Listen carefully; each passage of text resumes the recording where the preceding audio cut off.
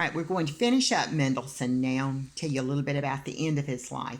Now, when he wrote the Midsummer Night's Dream Overture, he was only 17. He continued his education and studied the music of Bach, Mozart, and Beethoven. And in 1829, he organized a performance of one of the Bach pieces that had kind of been forgotten, and it started a revival of Bach's music, and it was a turning point in the revival of Bach's choral music. Mendelssohn excelled as a pianist, a conductor, and an organizer of music festivals and educator. At 26, he was named conductor of the orchestra in Leipzig, and he transformed this orchestra into one of the finest in all of Europe. He founded the Conservatory of Leipzig, which raised standards of training for musicians.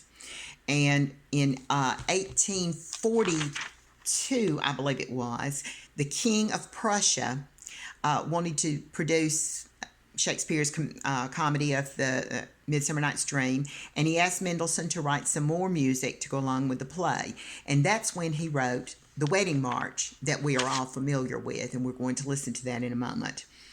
In 1847, when his sister Fanny died, that really was just such a tremendous blow to him because they were extremely close. And about 6 months later, he suffered a stroke, and he died at the age of only 38. So his compositions and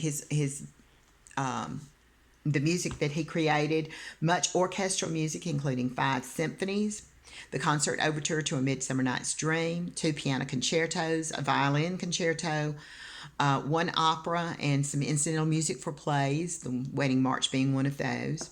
Choral music, 2 oratorios, which we remember were religious in nature. A lot of chamber music, including string quartets and quintets. Keyboard music, including a group of songs without words, which are very lyrical, and they sound like they could be sung, but there are no words to them. And several transcriptions of music by Bach, Handel, Mozart, and Beethoven.